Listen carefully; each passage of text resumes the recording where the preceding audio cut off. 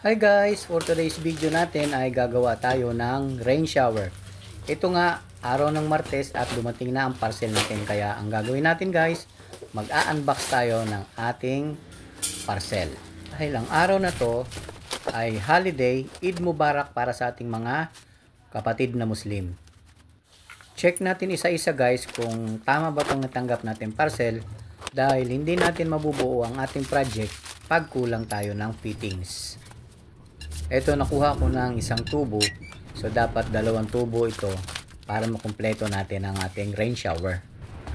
Samahan nyo lang ako guys sa ating tutorial kung paano natin bubuhin itong ating nabili na rain shower sa Shopee.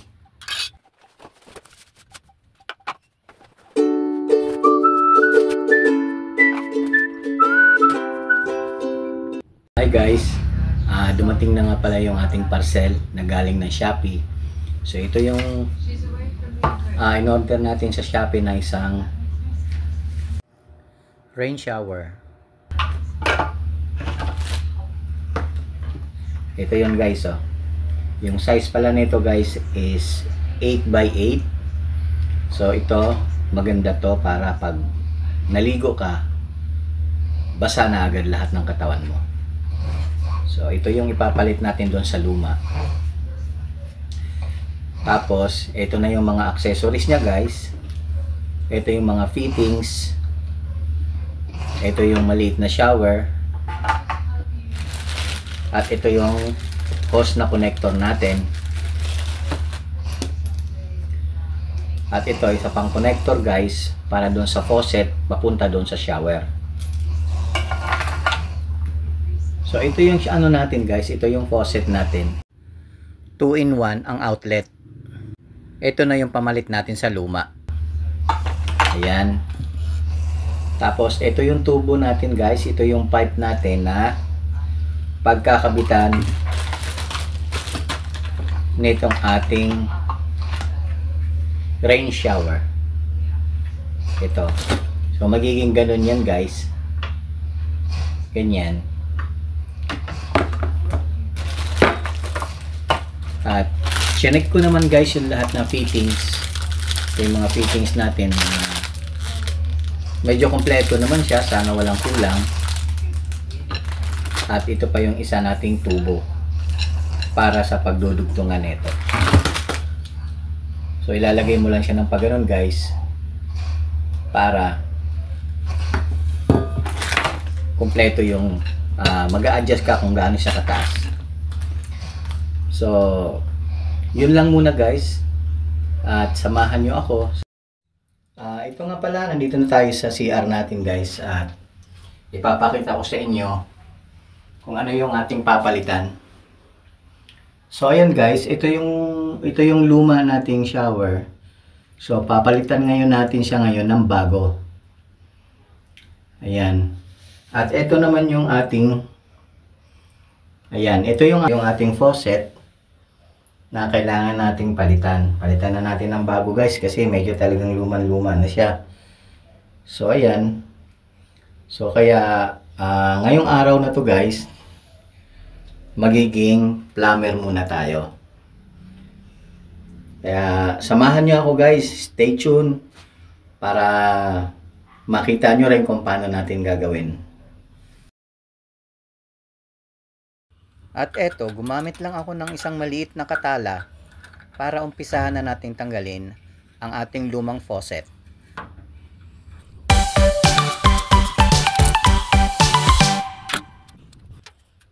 Maglalagay na ako dito ng Teflon dito sa ating nabiling bagong faucet. Malaking bagay at malaking tulong din ito guys.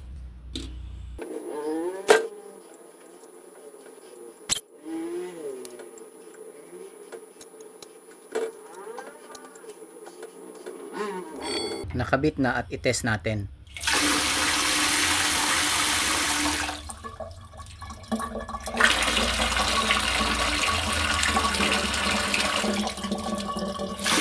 Okay naman, malakas ang pressure. At itong pipe connector natin guys, ikakabit natin siya dito sa faucet papunta doon sa ating rain shower.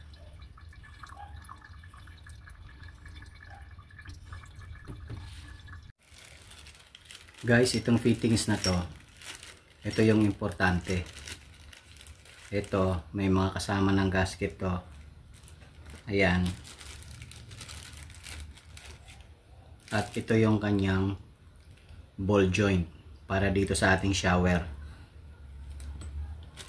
Ayan, ito yung kanyang mga fittings. Kailangan, hindi pwedeng mawala to guys, kasi ito importante to. So ito, ilalagay ngayon natin siya dito. Ayan, ilagay nyo yun dyan. At pagkatapos, ito, suot nyo dito.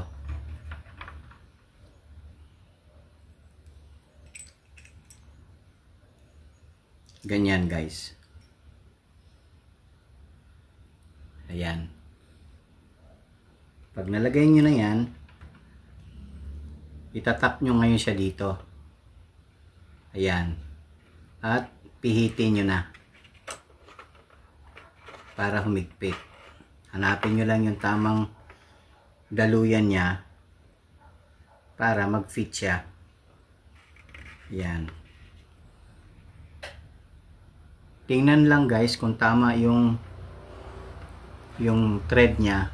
Pagka matigas, wag niyong pilitin kasi baka masira. So kailangan aayon talaga siya doon, ayon doon sa thread niya. Masakit yan guys pag pinipilit, kaya kailangan banayad lang. Yan. So wag din masyadong mahigpit, tamang higpit lang. Ayan guys, tingnan nyo, nakabit na natin.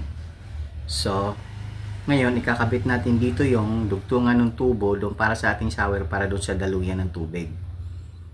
Ngayon, ang purpose niyan kung bakit meron niyang ball joint, para itong rain shower natin ay natitilt. Ayan, katulad ng ganyan, no? Yan. Oh. Nagagalaw-galaw siya. So, ayan guys, nakabit na natin. So, papakita ko sa inyo kung saan ikakabit yan. Dito lang yan sa dulo ng ating tubo. Ayan guys. Ganyan yan. So bago ko ilagay ito guys, lalagyan ko muna siya ng teflon. Okay, wait lang, kukuha tayo ng teflon. So ito guys, lagyan na natin ng teflon.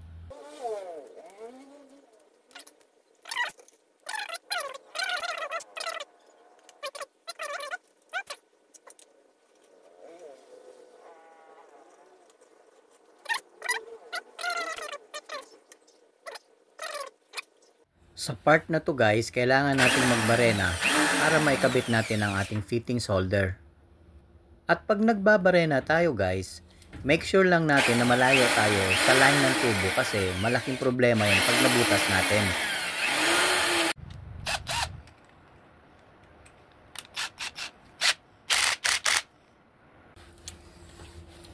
Ito yung guys, ito na yung ikakabit natin doon. So ayan, ito yung magsisilbing clip ng ating tubo. Alright.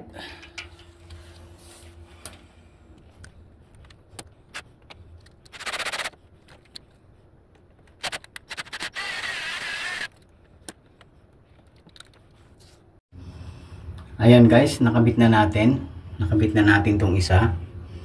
Ayan. At ito yung pangalawa guys. Yan ang pangalawa, nakabit na rin natin. Okay. So ngayon,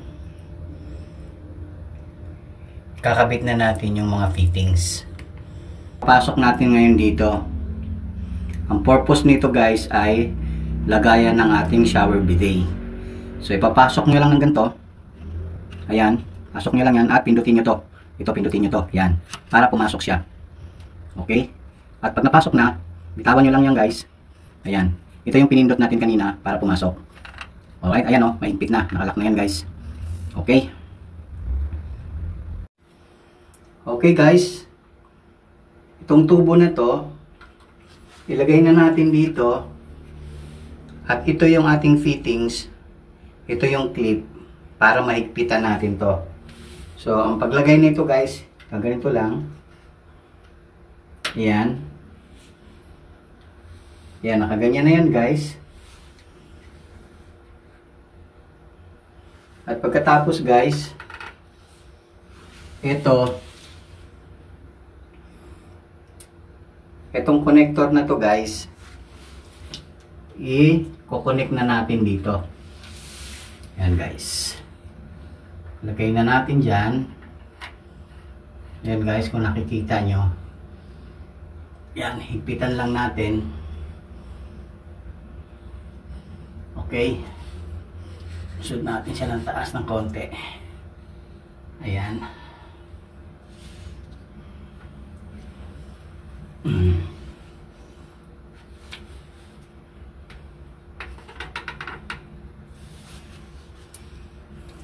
Ayan guys, nakabit na natin. So ang gagawin natin mamaya dito guys, hihigpitan natin ng screw to, itong tornilyo na to, para hindi na to gumalaw. Okay? Para malinis siyang tingnan. So, ganyan ang paglagay niyan guys. Papasok nyo lang dito para hindi na makita itong mga tornilyo na to. Ganyan lang guys. O, ayan. Para malinis siya tingnan. At ngayon guys, itong shower natin, ito, ipapasok na natin dito guys. Yan. Pasok nyo dito sa ating dugtungan. Yan, ipasok nyo lang dahan-dahan. Ayan. At ayan, nakabit na natin guys. Ito. Yan guys, hindi yan tutulo kasi etong dugtungan nito, ito dito, meron yan 3 gasket. So, pag meron ng malakas ang pressure guys ng tubig, kaya yung gasket na yon, pagka nababad na doon sa tubig ay mag-expand yung, kaya hindi siya tutulo. So yun yung purpose nun guys, at hindi na tayo maglalagay ng kahit ng anong connector dahil dito pa lang sa gasket, itong 3 gasket na nandito, sapat na yun guys para hindi tumulo yung tubig. Tapos eto guys, itong fittings na to, para mahigpitan to, ay ipapasok na natin dito. So, ganyan guys. Pasok nyo lang siya. Nakita nyo? Yan. Pagpasok nyo ng ganyan guys, push nyo lang siya pataas. Ayan. Push nyo lang siya ng pataas. Ayan. Ayan guys.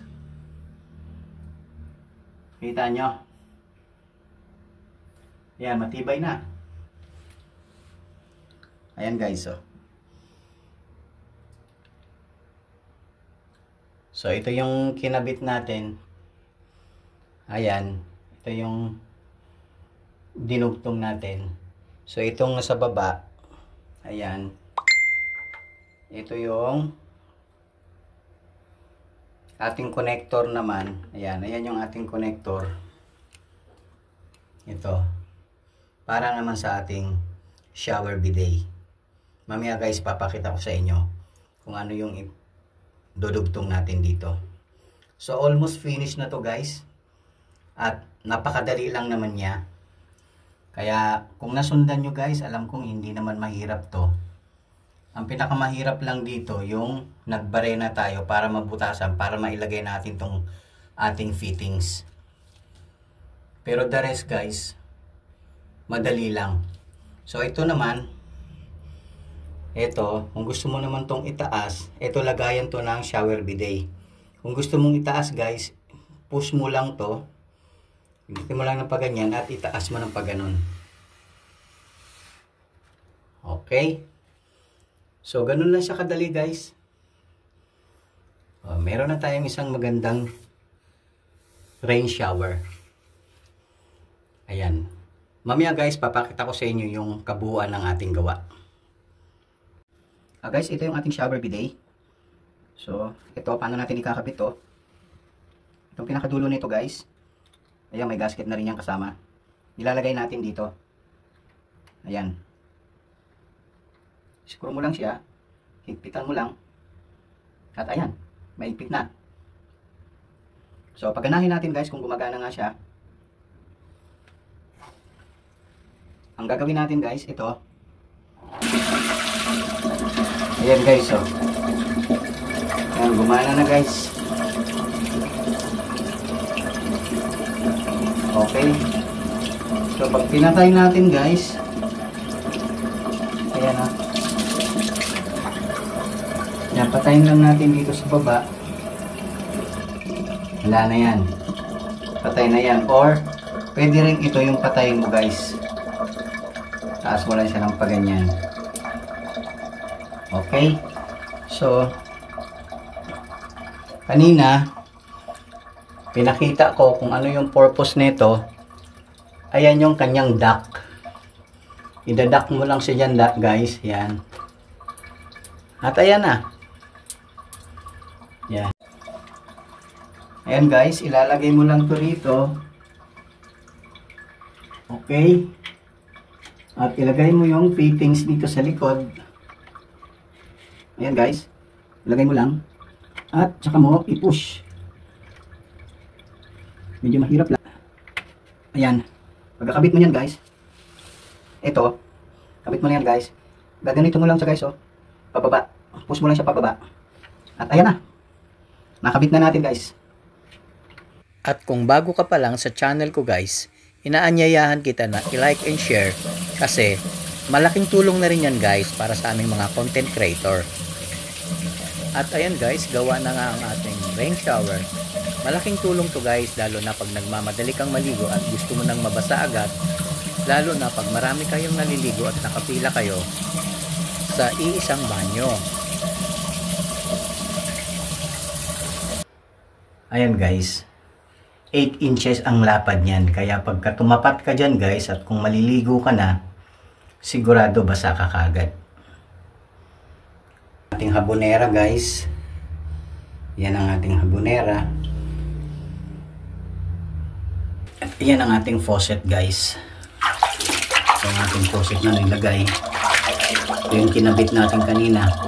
At ayan guys, tapos na. So ang gawin natin, testingin natin guys kung gumagana nga.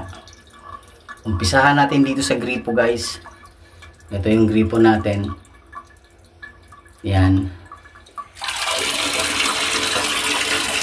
At ayan, lakas ng pressure. Success. Ipatayin na natin. At ang sunod, itong ating bidet. Ito guys, buksan mo lang to. Pag binuksan mo to guys, ayan, pag binuksan mo yan, yan ang ating shower. At ayan, gumagana na ang ating shower. Alright. Oh, sarap maligo nito. Ang lamig ng tubig.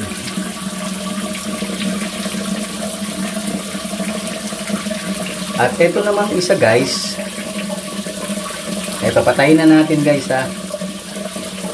So ang pagpatay niyan guys, dito. Ito, patayin lang natin. Angat mo lang yan, patay na.